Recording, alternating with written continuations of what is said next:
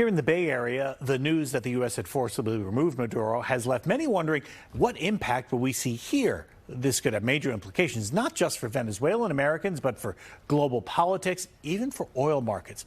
NBC Bay Area's Alyssa Gordon spoke with some Venezuelan Americans today in the South Bay. Alyssa, what are they telling you?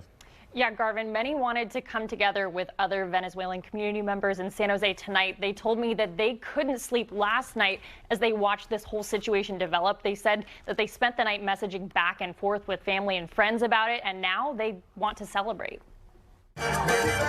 Dancing, food, and celebration took over this Venezuelan food truck hub in San Jose. Today I'm happy, I'm very excited. Owner Joel Silva is rejoicing at the news that the U.S. has captured Venezuelan President Nicolas Maduro. Silva came to the U.S. from Venezuela about a decade ago. Venezuela is free.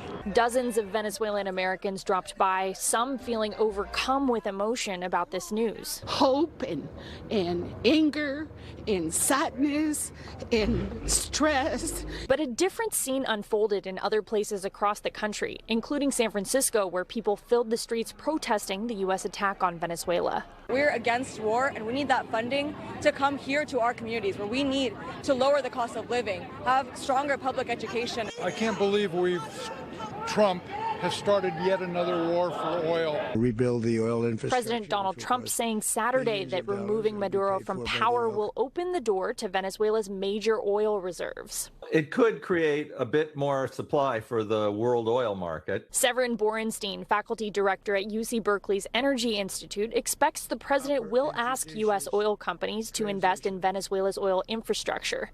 But Borenstein has doubts about how much that will impact the prices we see in America. The idea that somehow the U.S. consumer is going to get this oil and it's going to make gasoline a lot cheaper is really not supported. The president says the U.S. will be running Venezuela for the time being, but didn't share any details about who will be involved or how that would work.